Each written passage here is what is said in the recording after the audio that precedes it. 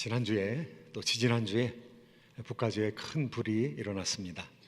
산타로사 그리고 소노바밸리, 나파밸리 이런 곳에 큰 불이 갑자기 이제 일어나서 지금까지도 잡히질 않고 있는데요. 바람 때문에 불이 확산이 됐다고 얘기합니다. 130마일 되는 강풍과 함께 불이 붙으니까 엄청나게 빠른 속도로 축구장 하나가 타는데 3초 걸린다고 합니다. 그러니까 집에서 피하지 못한 사람도 많이 있었습니다. 어떤 사람은 너무 급하니까 집 수영장 물로 들어갔다고 합니다. 그리고 나중에 전화를 걸어서 자신이 살아있다는 것을 그렇게 알렸다고 하는데요. 13일 현재 제가 통계를 본 것으로는 31명이 생명을 잃었습니다. 그리고 900명이 통신이 두절되어 있습니다. 그러니까 지금 실종자로 지금 처리가 되고 있는 것이죠. 3,500채의 집이 타버렸습니다. 상가들이 많은 수가 그 중에는 또 들어있겠죠. 17만 에이커가 불에 탔다고 합니다. 17만 에이커가 과연 얼마나 넓은 지역인가 해서 제가 그리피스 파크로 환산을 해보았습니다. 그리피스 파크는 4,200 에이커입니다. 그런데도 굉장히 넓죠. 그런데 17만 에이커면 그리피스 파크 같은 그런 큰 산이 40개나 타버린 것입니다. 그리고 지금도 불이 꺼지지 않고 있다고 합니다. 우리 그리스도인들은, 우리 성도들은 이러한 사건이 일어날 때 어떤 생각을 가져야 하는가? 예수님께서 말씀하셨습니다. 예수님 당시에 실로암 망대가 무너졌습니다. 실로암 망대라는 것은 예루살렘 성벽이 있는데요, 실로암이라는 곳에 성체가 있는 것이죠. 더 높이 쌓고 더 돌출하게 쌓아서 군사작전을 할 수 있는 곳이 망대입니다. 그런데 그 망대가 무너졌어요. 망대가 무너지면서 많은 사람들이 깔려서 죽게 되었습니다. 저 사람들이 무슨 죄 때문에 저렇게 죽었는가? 그런데 예수님께서는 뭐라고 말씀하시는가 하면, 실로암 망대가 무너짐으로 죽었던 사람들이 너희들보다 더 죄가 많다고 생각하지 말아라, 이렇게 생각합니다. 이렇게 예수님께서 가르치셨습니다. 비슷하다는 거죠. 사람들이 비슷하다는 거죠. 그런데 어려움에 의해서, 하나님께서 작정하시는 시간에 의해서 그렇게 어려움을 당하는 것이죠. 그러니까 우리가 그 사람들을 보았을 때 어떻게 보아야 하느냐 하면요, 긍휼한 마음으로 봐야 되는 거죠. 우리와 다른 사람이 아니라는 거예요. 우리보다 더 죄가 많은 사람이 아니라는 것이죠. 그런데 재난을 당하는 것을 보면 저 사람들 죄 때문에 저렇게 되었다. 쓰나미, 지진, 해일, 여러 가지 어려움을 당한 사람들 보면 우리가 아주 실수하기가 쉽습니다. 저 사람들이 우리보다 죄가 많아가지고 죽었다고 생각하는 거죠. 그렇지 않습니다. 성경은 그렇게 가르치지 않습니다. 그런 상황을 보면은 그 사람들을 위로할 수 있어야죠.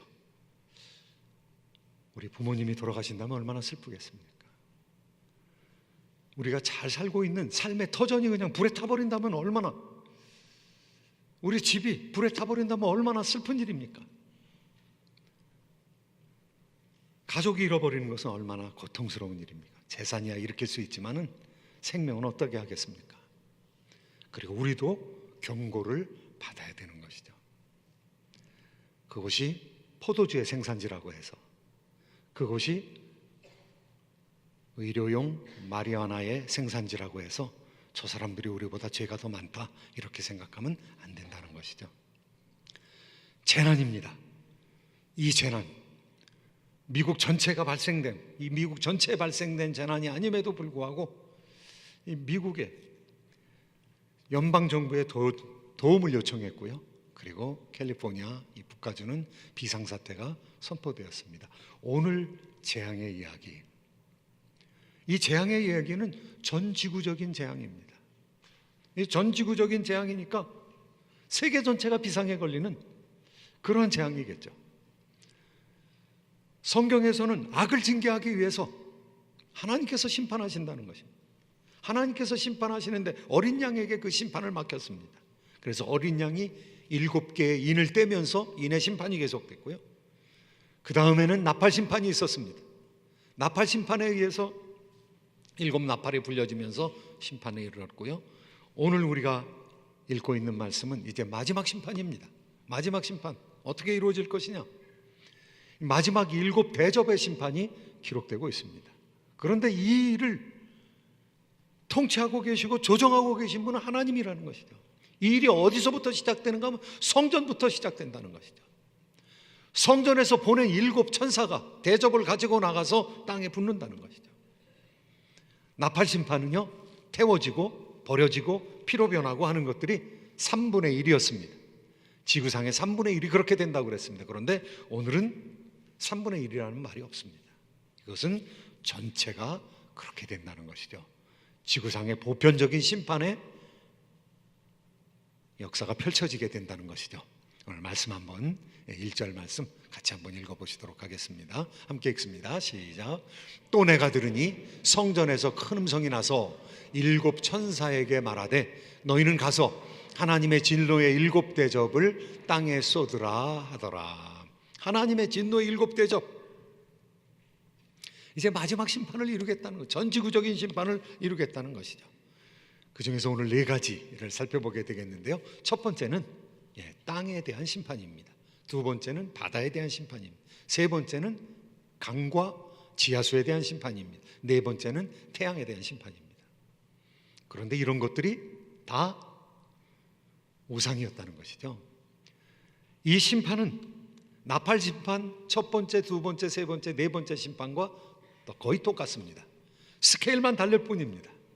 하나님께서 심판하시는데 반복적으로 심판하시면서 이제 마지막 심판에 이르게 되었던 것이죠. 땅을 심판하신다고 말씀하시는데요, 땅과 사람은 아주 밀접하게 연관이 되어 있습니다. 이 심판하는 데 있어서 7심판을 7대접 재앙을 4개와 3개로 이렇게 나눈다면요, 첫 번째, 두 번째, 세 번째, 네 번째는 자연에 대한 심판입니다. 땅에 대한 심판, 물에 대한 심판, 태양에 대한 심판, 자연에 대한 심판이면서 그 자연이 사람과 연관이 되어 있거든요. 우리가 뭐 공중에 떠가지고 사는 것이 아니고 우리가 땅에 다리를 디디고 발을 디디고 살아가고 있거든요. 그러니까 지구의 재앙이, 자연계의 재앙이 있으면서 인간에 대한 재앙이 있는 것입니다. 그 다음에 5번째, 6번째, 7번째 재앙은 역사와 문명에 대한 재판입니다. 하나님께서 인간이 이루어 놓은 문명, 자연을 변화시켜서 노동력으로 말미암아 거대한 문명을 건설해 놨거든요. 그것이 시간적인 발전을 이루는 역사가 이루어졌거든요. 그러니까 문명과 역사에 대해서 하나님께서 심판하시겠다는 것입니다.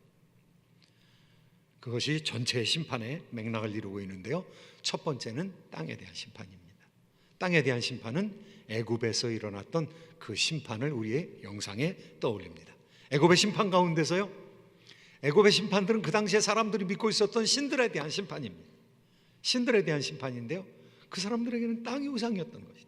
그 사람들에게는 강이 우상이었던 것이죠. 그 사람들에게는 별이, 태양이 우상이었던 것이죠. 그 사람들에게는 커다란 무덤과 같은 존재가 우상이었던 것이죠. 그리고 사람 가운데서는 왕이 우상이었던 것, 파라오가 우상이었던 것이죠. 그런 우상을 하나하나 지금 벗겨내는 것입니다. 그게 우상이 아니라 아무것도 아니다, 허무한 존재다, 피조물이다.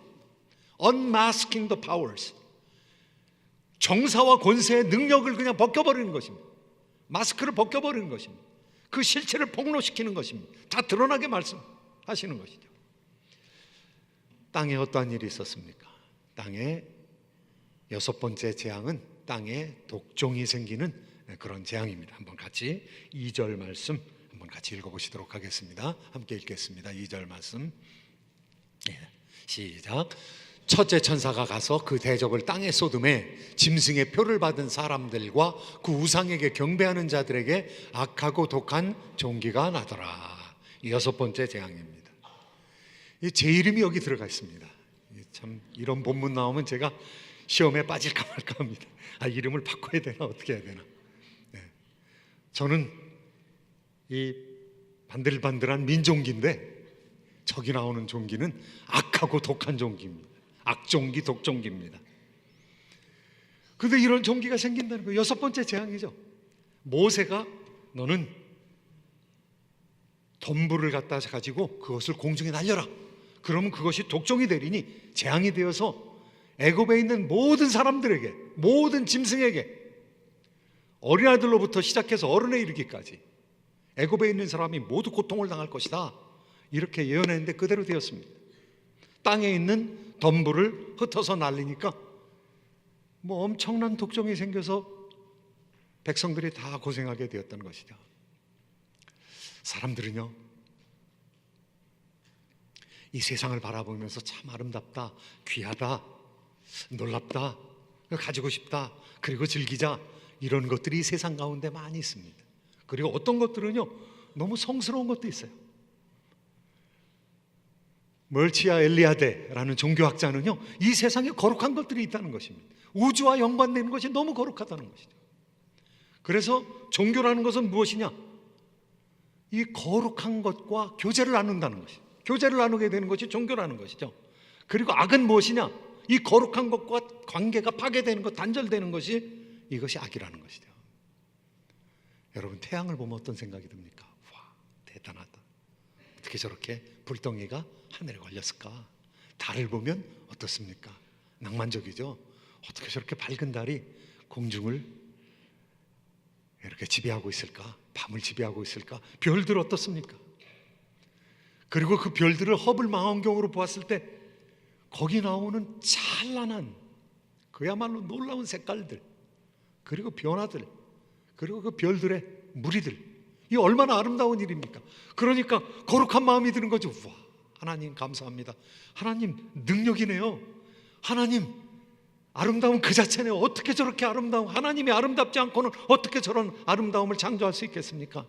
하나님이 지으신 산, 들, 강, 바다, 강에서 막 올라가는 연어를 잡아먹고 있는 곰을 보면 와, 신기하다.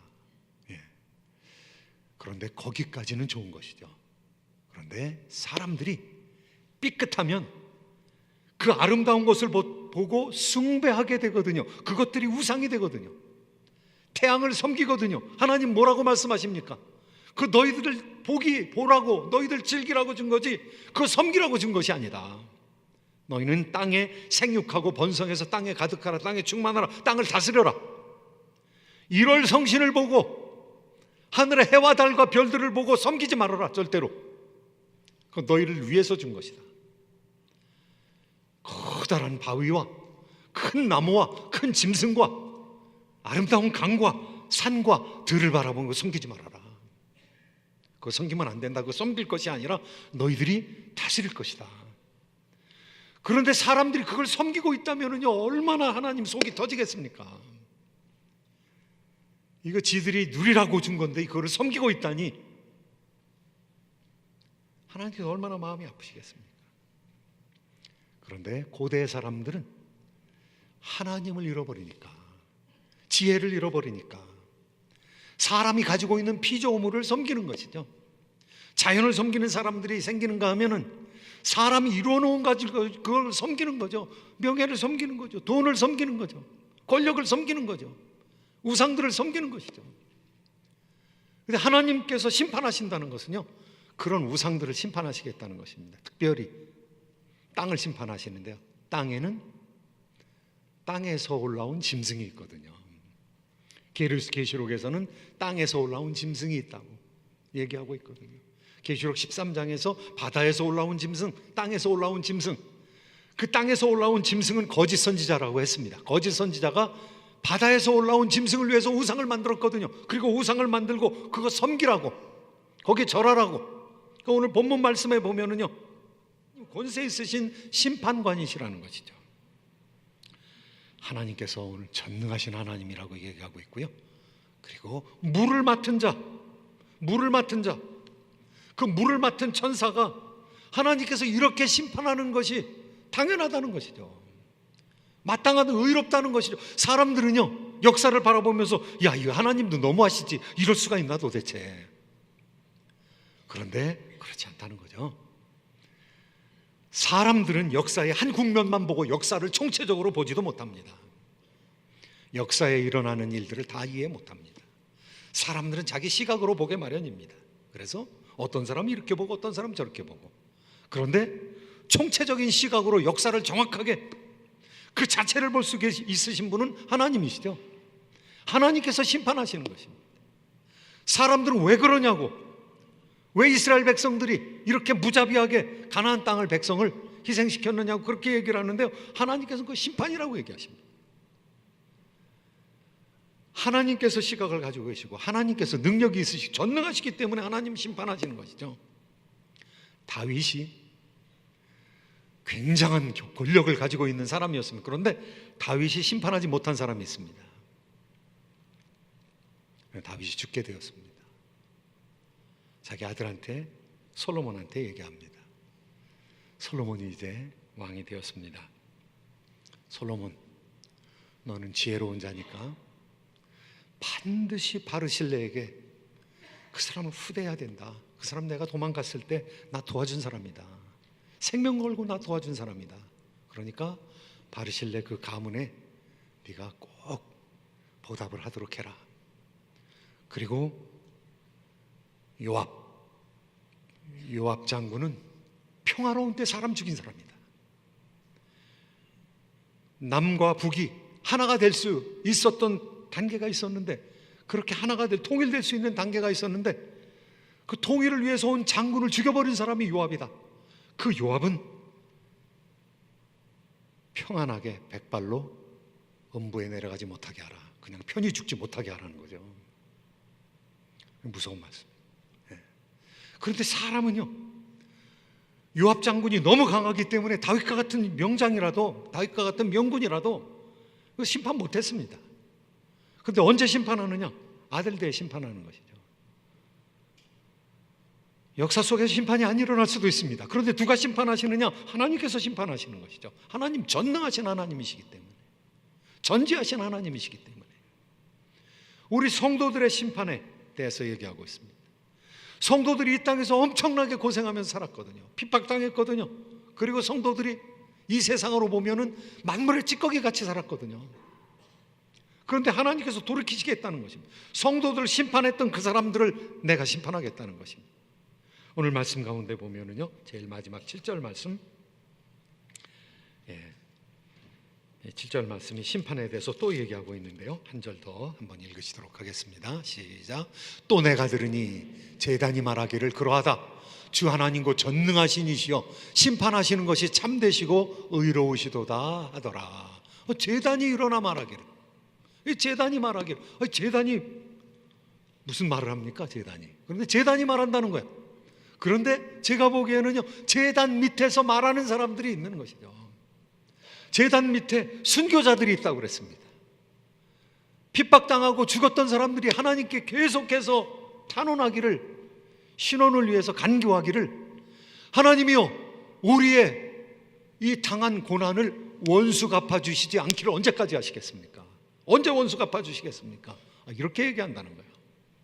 이 세상에서 많은 악이 저질러졌거든요. 그런데 순교당한 사람들이 계속 하나님 앞에 간구한다는 거예요. 그러니까 제단에서 이 소리가 들린다는 것은 제단의 순교자들의 음성인 것이죠.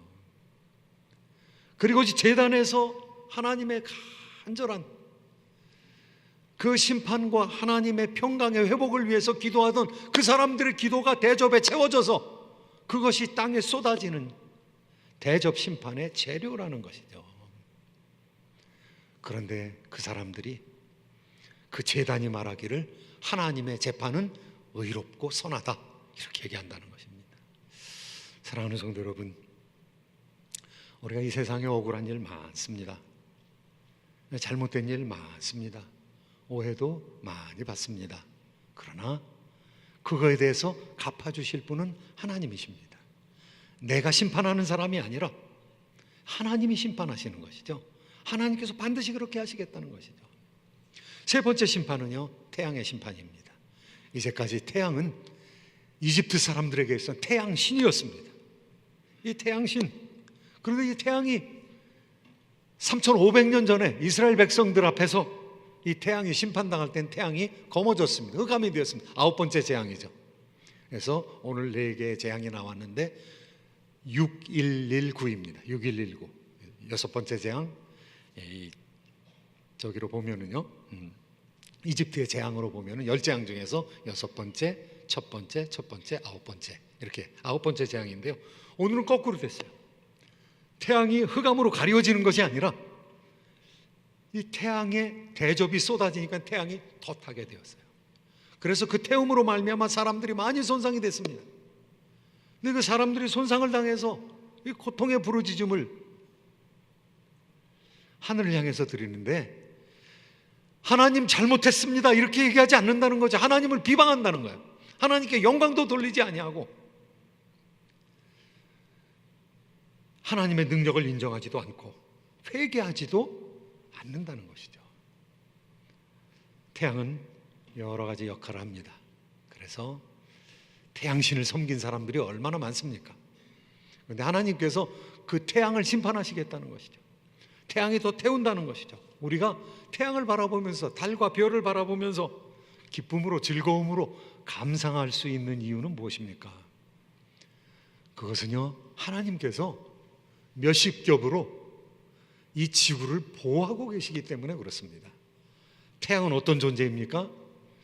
김정은이 수소폭탄을 개발해가지고 수소폭탄을 시험했다 그러는데요, 태양에서는 지금 계속 수소폭탄이 수백 개, 수천 개가 계속 터지고 있는 것입니다. 그래서 수소폭탄 터진 태양풍으로 말미암아 빛이 나고 이 광선들이 나가는데요, 하나님께서 지구를 아무것도 보호해 주시지 않는다면 다 죽습니다. 우리 못 삽니다. 생물 못 삽니다. 지구 황폐하게 됩니다. 그런데 지구에 자기장이 있습니다. 매그네틱 필드가 있어요. 그래서 지구의 자기장으로 하나님께서 덮어주고 계세요. 그래서 태양풍이 오다가 다 돌아갑니다. 지구의 자기장에 의해서 막혀버립니다. 돌아가게 됩니다. 그리고 그뿐만이 아니라 우리가 알고 있는 오존층이 있습니다. 그 오존층으로 하나님께서 우리를 보호하시는데요, 이 오존층이 대부분의 자외선을 다 차단합니다.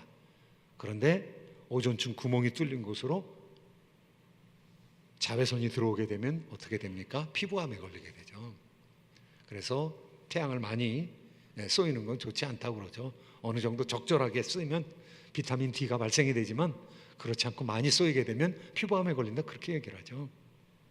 하나님께서 지금 우리로 하여금 태양이 아름답다, 멋있다, 그리고 태양 때문에 농사를 짓는다, 이것은요, 하나님께서 벌써 수많은 일들을 하고 아주 섬세하게 우리 인간을 보호하기 때문에 그런 것이, 그거 확 걷어버리면은요, 우리 어떻게 됩니까? 죽는 겁니다. 태워지는 겁니다. 사람들은 그런 기상폭탄을 마련하고 있죠. 인공위성으로 폭탄을 올려가지고 돌아가게 만들거나, 그리고 또 포를 쏘아가지고, 로켓을 쏘아가지고 대기권의 오존층에 구멍을 만드는 겁니다. 그러면요, 그 구멍이 만들어진 곳에 자외선이 그냥 들어와서 사람들을 손상시키는 그런 무기도 만들어내고 있어요. 하나님께서 지금까지 보호해 주시는 거죠. 보호해 주셨기 때문에 우리가 사는 거죠. 그런데 태양이 잘났다, 태양이 위대하다, 태양이 하나님이다, 태양이 신이다, 아닌 거죠. 우리가 가지고 있는, 우리가 즐기는 그것이 신입니까? 아닌 것이죠. 하나님의 선물인 것이죠. 그런데 이렇게 고난을 당하는데도 불구하고 이 사람들이 회개하지도 않고 하나님께 영광을 돌리지도 않고 하나님께 비방한다는 거예요. 사랑하는 성도 여러분, 이 땅을 살아가는 성도들은 안 믿는 사람보다 얼마나 낫습니까? 얼마나 낫습니까? 좀 차이가 있겠죠. 그런데 안 믿는 사람들도요, 자기 자신을 컨트롤하면서 정확하게 사는 사람은 엄청 많습니다. 윤리적으로, 도덕적으로 사는 사람들 엄청 많습니다. 무엇이 차이입니까? 믿는 사람과 믿지 않는 사람, 하나님께 구원받는 사람과 구원받지 못하는 사람, 차이가 무엇입니까? 무엇이 radical difference입니까? 무엇이 아주 확연하게 드러내는 이 drastic difference입니까? 믿지 않는 사람과 믿는 사람의 차이는요, 회개하느냐 회개하지 않느냐 차이입니다. 사람들은요 비슷합니다. 사람들의 욕심도 비슷합니다. 믿는 사람, 믿지 않는 사람 죄송하게도 비슷합니다. 차이는 무엇입니까? 회개하느냐, 회개하지 않느냐, 돌이키느냐, 돌이키지 않느냐, 이 차이죠. 그런데 오늘 본문에 나오는 사람들은 어떻습니까? 재앙을 받으면서도 하나님께 저항하는 것입니다. 비방하는 것입니다. 영광 돌리지 않습니다. 회개하지 않습니다. 이게 재난인 거죠.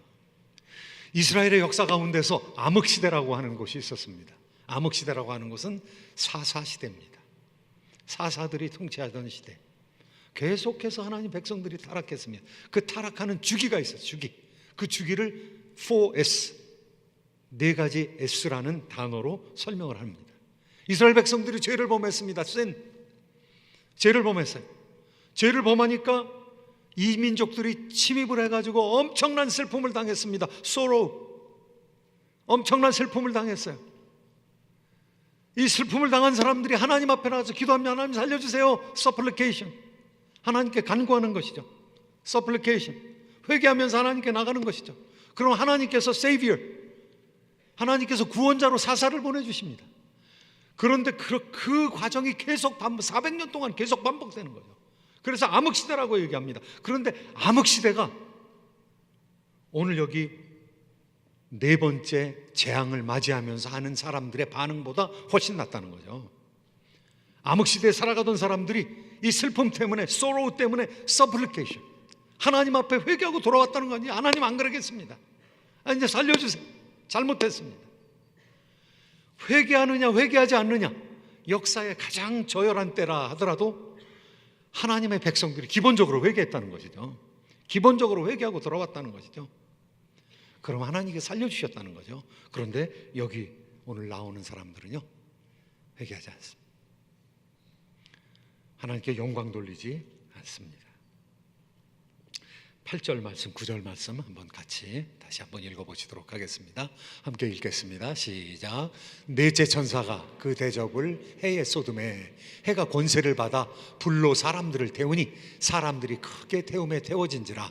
이 재앙들을 행하는 권세를 가지신 하나님의 이름을 비방하며 또 회개하지 아니하고 주께 영광을 돌리지 아니하더라. 하나님께서 이렇게 세상을 정리하는 이유는 무엇입니까? 하나님 백성을 살리기 위함입니다. 그리고 세상을 이렇게 정리하는 이유는 무엇입니까? 왜 태우십니까? 왜 변하게 하십니까? 왜 재앙을 가져옵니까? 하나님께서 새하늘과 새 땅을 만들어가는 과정인 것이죠. 이 땅에서는 살 수 없기 때문에 하나님께서 우리에게 새하늘과 새 땅을 언약해 주셨습니다. 새하늘과 새 땅이 있다고 계시록 21장, 22장 새하늘과 새 땅을 얘기하고 있습니다. 하나님의 백성 가운데서 예수 그리스도의 수제자였던 베드로가 하늘이 불태워질 것이라고, 땅이 다 태워지고 그 땅에 있는 것이 모두 드러나게 될 것이라고, 그리고 새하늘과 새 땅을 바라보면서 살라고 우리에게 이렇게 말하고 있습니다. 한번 베드로 후서 3장에 나오는 구절들을 한번 마지막으로 같이 한번 읽어보시도록 하겠습니다. 시작.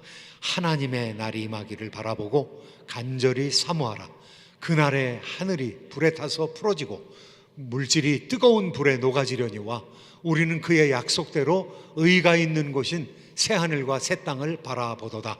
그러므로 사랑하는 자들아, 너희가 이것을 바라보나니 주 앞에서 점도 없고 흠도 없이 평강 가운데서 나타나기를 힘쓰라. 하나 남은 것이 있습니다. 믿는 사람, 믿지 않는 사람을 가르는 회개, 하나님께로 돌아가는 것, 그리고 하나님께 다시 찬송할 수 있게 하는 것, 하나님께 다시 영광 돌릴 수 있게 되는 것, 하나님께 나아가서 하나님과의 첫 번째 만났던 그 관계를 회복하시고 또 예배의 성공자가 되시기를 여러분 마음껏 하나님을 찬송할 수 있는 찬송의 종들이 되시기를, 그리고 또 그때도 또 바닷가에서 찬송하는 무리들 가운데 동참하게 되시기를 예수 그리스도의 이름으로 축원드립니다.